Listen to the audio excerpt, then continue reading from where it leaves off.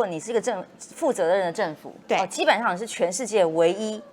施打这种疫苗的政府，而且它是在没有3期临床实验的时候，你就让人民来打了，你就必须负起责任来啊。那么当初怎么内宣的？那内宣外宣都一样，都说它是全世界最安全的疫苗。为什么？因为它是次蛋白，那蛋白质打到身体里，就像打食盐水跟营养针一样，理论上总该不会有问题，不会死吧？那但现在有这几例出现啦，它的说明啦，书写保护力未明，可是李秉颖医师只是跟我们说保护力是85%到90%。是啊，用推估的，就是我用推估，我明天应该会中乐透，我应该会变成亿万富翁。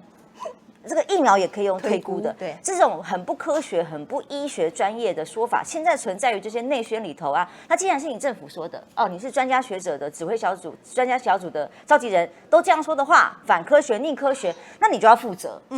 既然你都让民众、让你的人民打了这个疫苗，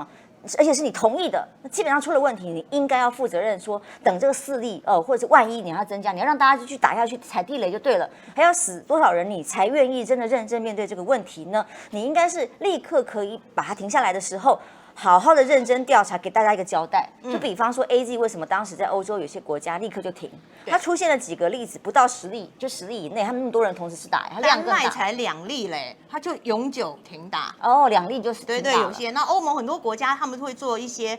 年龄上的调整，可能1度都有停打。你说哪个国家？因为我听到有几个国家是10例啊，有的2例。有都有哦，真的是南非、荷兰，不可能让你一直累积说慢慢来还死还不够多的感觉他们最起码1度都停打，那之后看情况恢复，可能是60岁以下的不打，先40岁以下的不打，对。他就他所谓的推估是的确以这些案例去调查可能的原因，对比方说现在 PPT 网络上面很好笑，年轻人因为都是年轻人嘛，对，不像上一波 AZ 大概都是年长一点的长辈哦，这一波都是青壮年。那年轻人在 PPT 上面就已经在留言，觉得很好笑，他们就在问说，哎，请问我们家有人要去打高端的现在要注意什么？第一个前一天要睡饱，因为有一个。对，晕倒了送医。今天那名22岁的女大生，对，因为她没有睡好，早餐也没有吃，立刻理由就没有吃早餐，没有睡饱，所以就这样。好吧，那我知道现在如果打高端的话，第一个要先睡饱。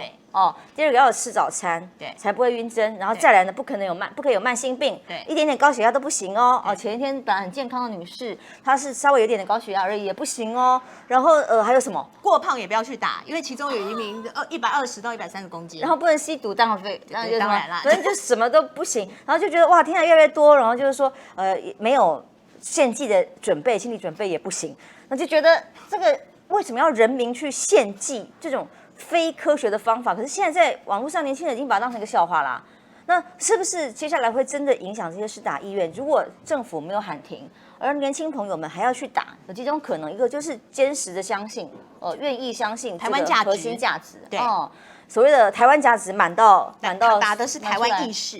对我就挺台湾，挺 Made in Taiwan 不管它是好产品、坏产品还是有问题的产品，他认为愿意挺这个价值，那就是他的选择。但还有一种，其实有些学生是真的不得已的，对，他们在评估之下会觉得说，我现在要开学了，马上就要很多的群聚，那这些学生。群聚之下，可能风险更高啊。对，那至少感觉是打了疫苗相对安全一点。大家都告诉他，到哪里都告诉他说，至少它安全，有没有效？不知道，因为没有经过3期临床。或者是你的工作给你的一些条件限制，就是你必须打了疫苗，比方说才来上班。役男要进去里面当兵对。那或者是老师开学都等等，就是你马上有一些群聚的机会，不得不的理由。对，但政府却只限说，就只给你一种选择。你好自由，我给你自由选择的权利，你要打什么疫苗都可以，但是我只给你高端。那这样的人就是第二种不得已的，那就是你对不起台湾的民众啊。那现在因为高端不喊停嘛，但是我发现民众好像是自己停哦，就是爽约率的部分其实增加蛮快的，因为陈时中当时预估高端的爽约率大概5%左右，可是我们看到前天的数字，昨天和今天的还没有出来，前天的数字已经到11%了，超过了5%2倍。那我不知道这个数字会不会再升高，可是像刚刚在伟汉上节目的时候就特别讲。因为他就是在那个台大医院那个场所啊，就观察到了第一天的时候，人都满出来好，然后第2天因为就传出了死亡案例嘛。就发现有些人当场就走了，还在排队到一半就走了，所以这个是必然的，大家会怕嘛。那尤其指挥中心到现在为止都还是没有跟我们说清楚，说到底有没有关联。而且不要说现在了，你过去呢死了700多人，打了 AZ 打了莫德纳的，到底跟他们的死跟疫苗有没有关系？到现在都说不清楚啊，没跟我们讲啊。对，其实真的是这样，因为我身边有朋友一直问我，其实我又不是医生，一对直问我要不去打。然后我的朋友真的也有人去登记了高端，对但我就一直问我，其实我也不会完全阻止人家，对我会告诉他说这个评估标准是什么，然后你来决定。对哦，比方说现在当时还没有发生死亡案例的时候，就是说至少在他们的宣传的这个资料里面告诉大家2期临床实验，因为吃蛋白质到身体啊比较安全啊，不会死啊。结果下午他就发现有人死了，对然后后来他私立，我哎去就怎么样？他立刻跟我说，我停，取消，我不去了，我绝对不去了。就像这样的心情，其实是蛮多朋友是这样的，因为你要选择相信哪一种，但是你现在没有选择的时候，不得已的选择是这样哦，这是政府的措施的错误哦。但是现在就重点是在于，那现在那如果我们有其他选择，看《自由时报》今天早上头版头，哎，愿意包括 BNT 和其他的疫苗都要进来的话，有3种，告诉我们什么？政府嘛惊啦，对，他也怕了啦，哦，他也怕说，哎，他只给我，到时候出状况都是我支持者，怎么办呢？因为民党高官都打完啦，对支持者，只要一些不在那个高位的，没有绿色权贵特权打到国际疫苗的人，哎，结果他们到时候反弹起来力道更大哦。那这个时候他们的选民标的非常清楚，打疫苗的都可以知道是哪一方面的属性，或者是像学生族群没得选择的哦。那这样的话，可能事情大条，所以才不得不被迫要开始开放可能第3种疫苗慢慢要进来了。但是我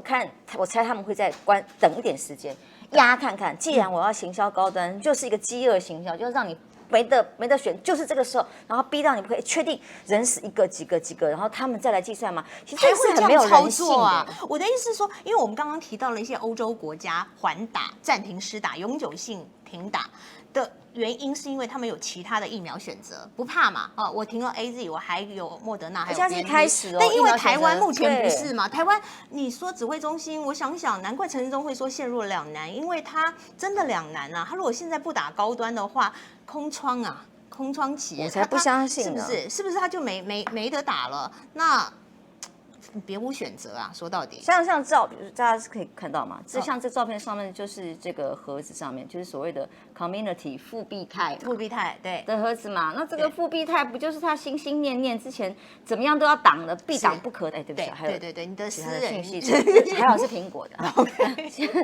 像是这个字眼，就是他不得不被迫让步的，因为第一时间传出来的时候，我还特别问了这个知情人士，当然就是相关基金会的人说，哇，那你 BNT 要进来，而且不是原厂的标签，他会可吗？他一定挡到底吧？他说没有，他同意。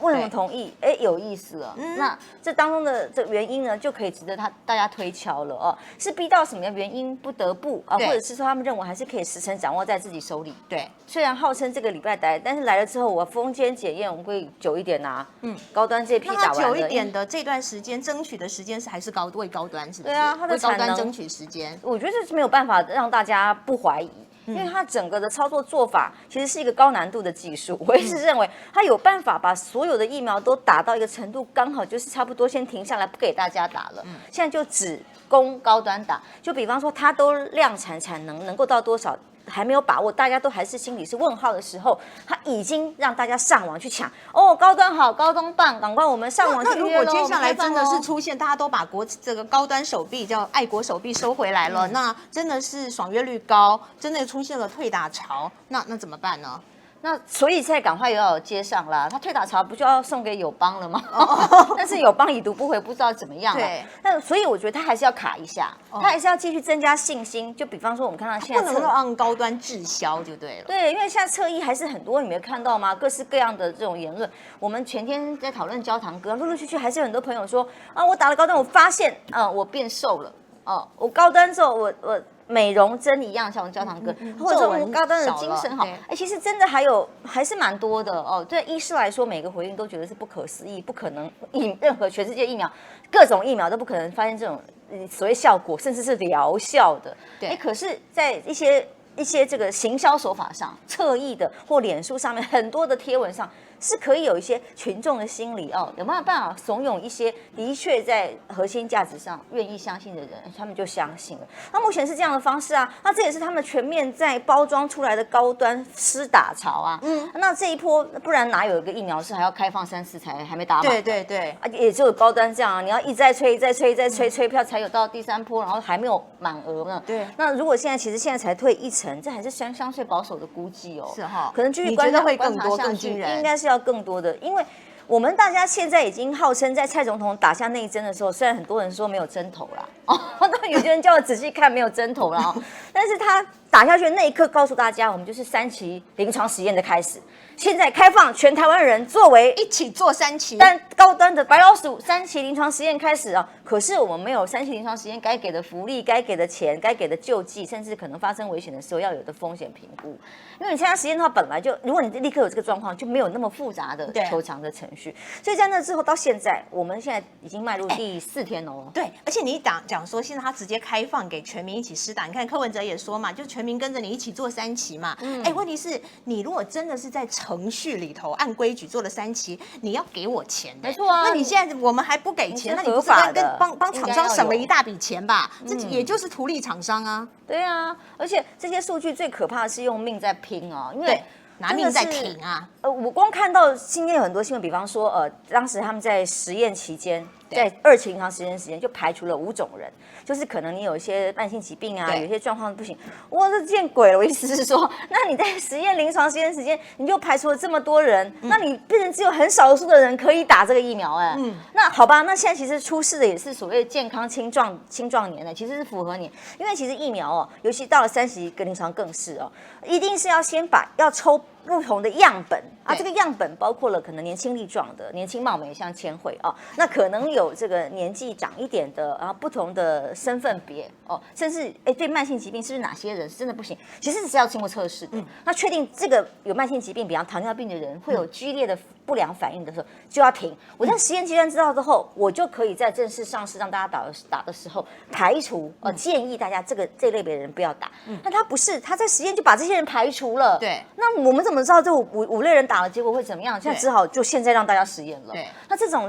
种所谓临床实验的方法是非常的不负责任。所以他在现在才做大规模的，他要抓出一些异常反应。对啊，所以那当时我们在讲，他要想送给友邦，那更可怕就是蔡友邦不知道会怎么样哦，因为人家是所有疫苗是必须要经过不同的人种去实验的，可是显然这个疫苗并没有经过像如果是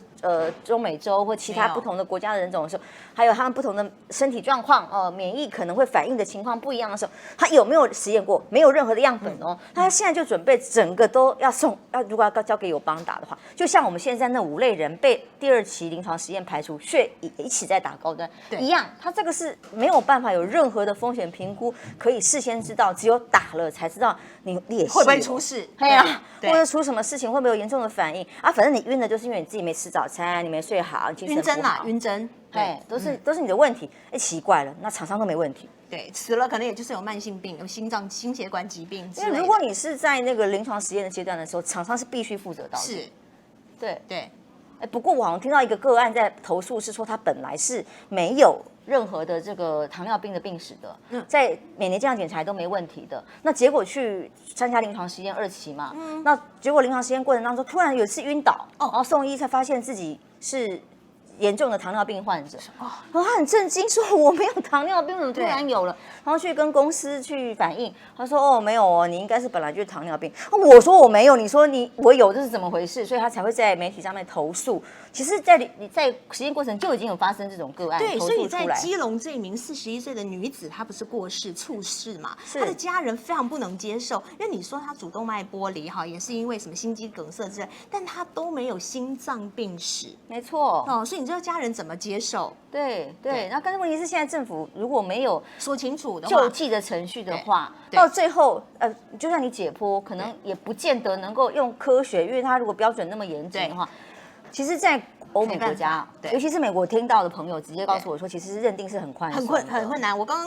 美国认定很宽松的，他会尽量的让相关的受害人有赔偿，他受害了的话，但是在台湾认定是很严格的。像刚刚蔡壁如委员有特别提到，因为他是专业护理师嘛，他就提到这部分真的很难认定，所以我就说那怎么样？这个死亡真所以就是相出不来了。观点的问题，因为很难美国就会认为我尽量宽松认定，是尽量让这个受害人有赔偿，家属有点安慰哦，至少有一点点这个经济上面的资源哦。可是台湾的认定不是，好像就是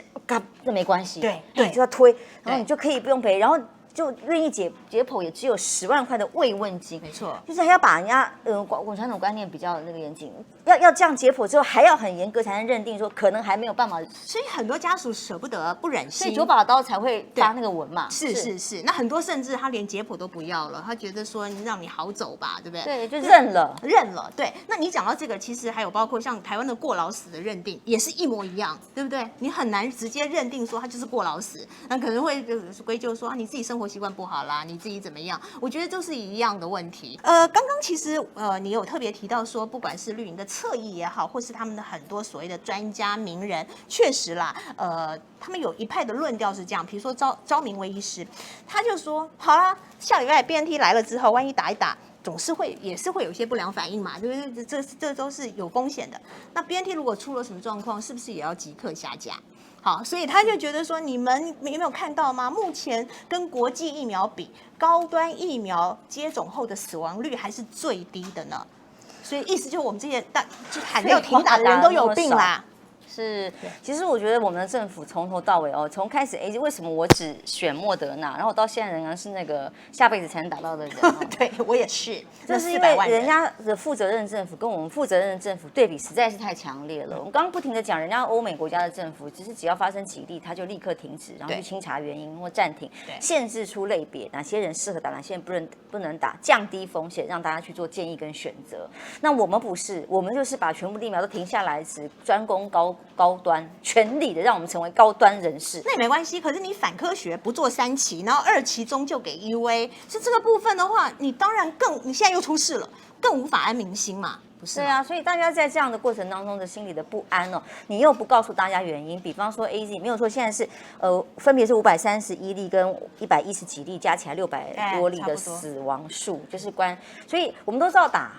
疫苗有风险哦，那这600多例，你想想其实非常非常可怕啊。我不知道为什么政府会对这个数字感觉好像没什么一样哦，真的以列太鲁阁出轨49条人命。那其实600多人等于是多少列火车的出轨所造成的死亡率？那如果 AZ 真的是1/1000，然后莫德纳是10/1000的这个死亡数在台湾，那为什么我们比别人高？那其他国家的数没有这么高，是因为我没有特别排除吗？我没有在类别上做筛选吗？那当然，这个一开始说 AZ 是因为有些长辈是被累死的，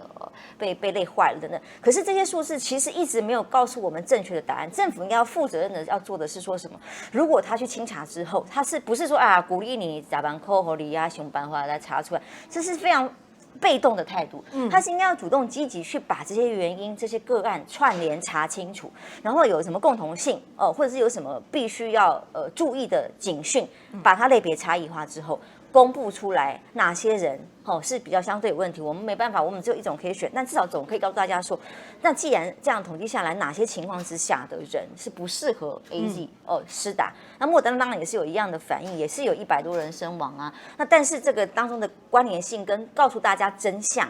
跟有值得参考专业的医学数字跟价值，让所有想要去打疫苗的人心里不是只是好像去签乐透一样，是会不会中奖这种心情，而是有个专业的依循手册这个手册是该顶是告诉大家说我在哪些条件下不适合这个，我可能哪些比较适合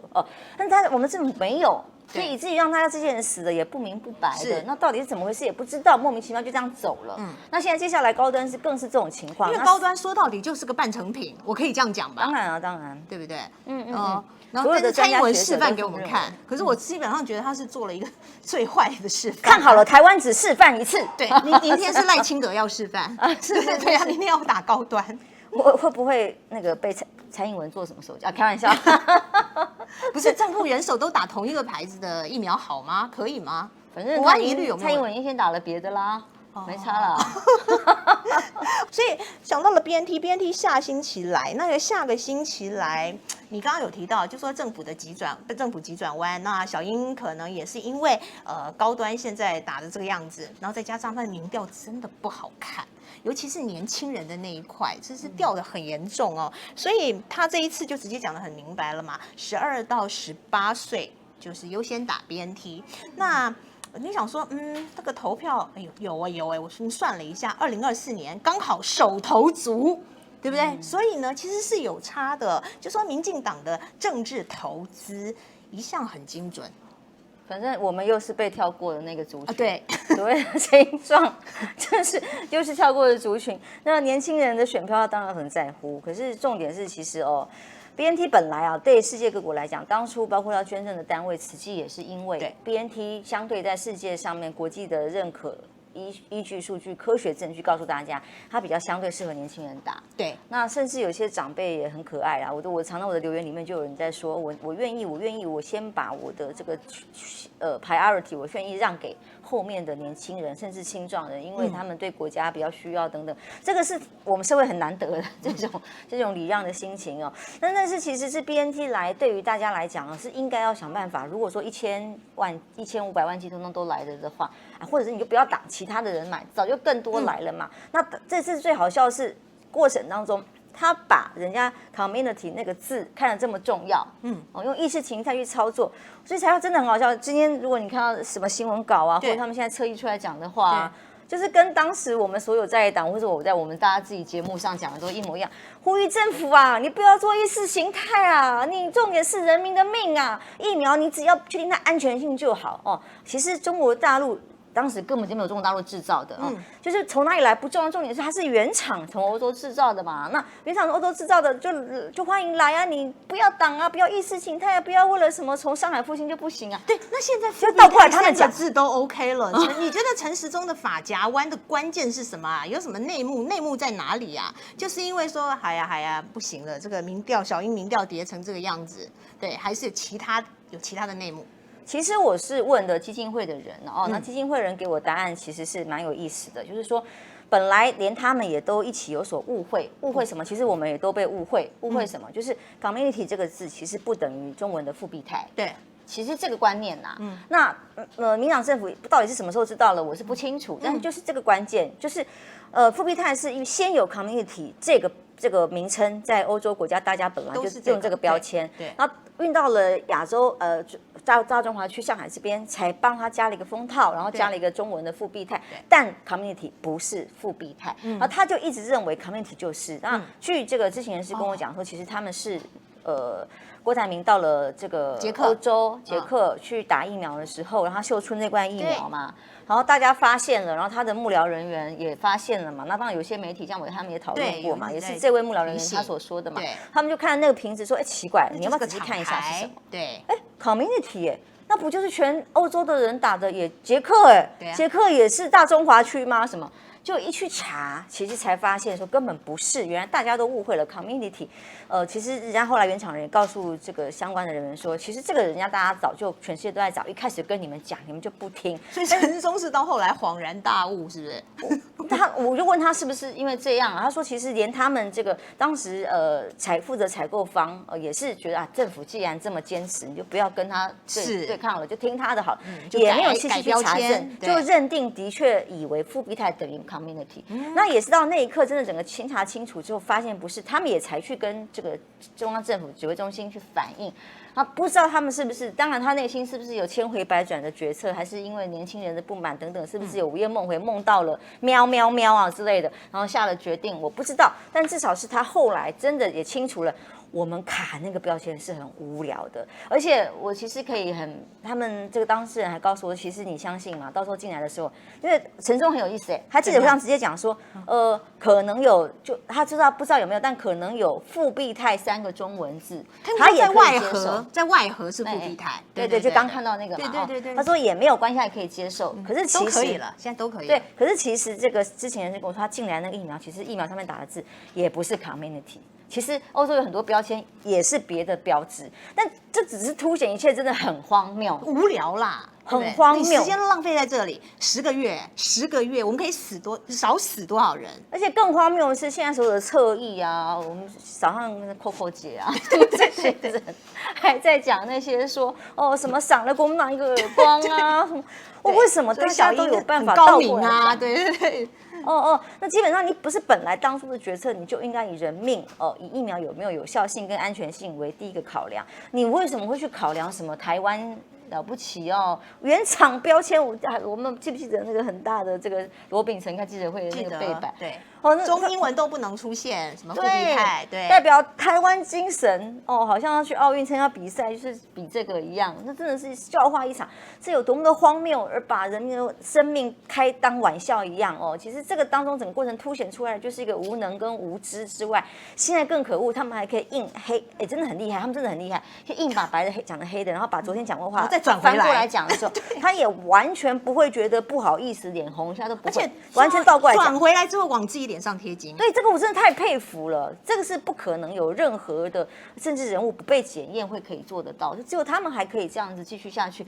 但是选民真的会买单吗？我刚刚也在刷咧蛋，我起来也不相信。刚刚讲到说，你看卡标签就给我一卡10个月，到最后还不是回到原点就放行了嘛？对，那接下来这个 BNT， 因为在美国已经取得药证了，取药证就是说，反正你以后买 BNT 就跟买感冒药一样，对不对？你只要药商引进就好。那问题是以后台湾会不会也卡药证啊？因为陈时中他目前最新的说法是说，这个都目前还是政府包办，你药商要来申请。但我知道你药商申请其实是绕不过上海复兴的代理的，对不对？你要去谈嘛，因为这是商业原则，对。所以我在要讲说下一步会不会药证它也在卡？因为听他那口气，是不是大家觉得很熟悉？又是又来了，大家都传成那样啊！我都没有看到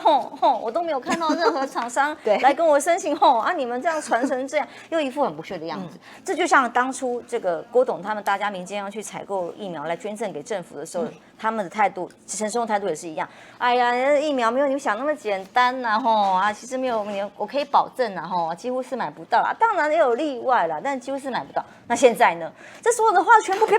想，完全把他耳光打得震天响。对，那可是现在我们大家要看的是说，那好，如果我们很高兴说，人家美国都已经正式认药证，药证是表示什么？整个所谓的实验的程序已经非常完备了，然后它已经成为一个正式药品，而不是在很紧急的状况之下。各种条件不足的情况下，必须紧急给你的，是已经经过了整个所有的完备的科学验证让你给你药证。理论上，他只要在他们当国有了这样药证，通常大家都会，不是我们跟美国老朋友吗？不是美国放个屁都是香的嘛？这个不，我是说我们的民进党政府啦。那理论上是，既然美国的药证都通过的话，我们可以快速，我们愿意的话，快速通过就好了呀。那结果我们的食药署说，在台湾如果要经通过的话，要4个月。然后指挥中心说，这个希望所有的药剂还是要由中央统筹来分配。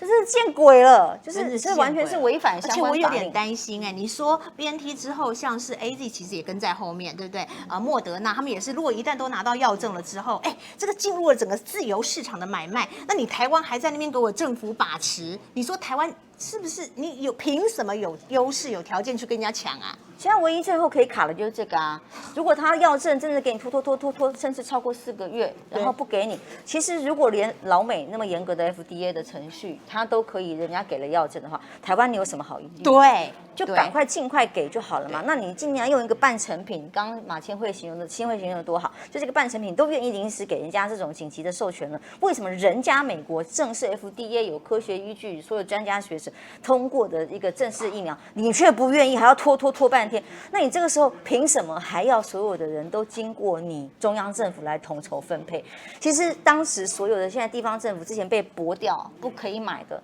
都可以买啦。对呀。对啊，那但是这个依法是这样的，他居然敢说还要由中央统筹分配，我不知道他有没有搞出什么花样。否则说依法来讲，只要他现在是集权统治了，就对了，是不是？他比较好做社会控制。威武，吾皇万岁万万岁！就理论上当然是只要经过了药证的认证之后，食药署当然我们这边同步必须要通过，通过之后它就是自由市场谁有本事去抢到货其实不管价格，其实价格当然有个波动市场可能的比较，但是你只要有本事，你拿到虽然贵一点。那我宁可去，我愿意啊！消费者愿意的时候，有价有市就有价，那你自然有商业的模式进行，大家厂商去抢，那大家在竞争的过程当中，当然像郭正亮委员就跟我说，哎，这个是里面黑幕很多的，很多东西你怎么样拿到代理权哦，也不是那么容易哦，可能有很多利害关系，说不定还要黑道追杀的，就说讲得很恐怖。但是不管怎么样，因为它有市场，大家当然想要打 BNT，所以有市场的时候就会有厂商药厂愿意想办法去要这个药证。那不是你陈忠那边讲说啊，我现在也没有看到什么人来申请，怎么可能不要？而且更何况，如果以政府立场，如果他前提像他们讲的，是以疫苗有没有能够帮助到人民为优先的话，他应该想尽办法让药证赶快来，去 push 让疫苗赶快来。对，厂商你赶快去申请。哪是这种态度啊？又没有厂商来。这是莫名其妙，一直都是用这种方式在演，然后演到现在还是同一个模式哦。但是还是让我们的最惨的是谁？就是我们这些老百姓明明就在等嘛，而且一直强调说覆盖率现在4成，其实应该是要2剂才是真的有效力的覆盖2剂现在极低吧？现在对，前一阵子是2%了，现在可能增加一点，但应该也不多，也是个位数吧。对，美国当然很多人是自己不愿意打啦，否则的话，其实他们已经准备要开始打第3剂了嘛。哦，那人家都不愿意打，放到过期，然后我们这样苦苦的等，很多人第1剂都还没打到，我也是，两位就2枚，对，我们都还没有打到哦。不过真的是庆幸迁佑台湾啦。那像嘉玲这种出事，虽然我不知道还有没有校正回归，但至少我们在被政府搞成这样，对 ，hold 住了，政府搞成这样，但至少现在我们疫情看起来嘉玲的话，疫情稳定住，我们比较没有及时的生命危险。不然真不要搞下去，真的不知道命都没了，真的谋财害命。对。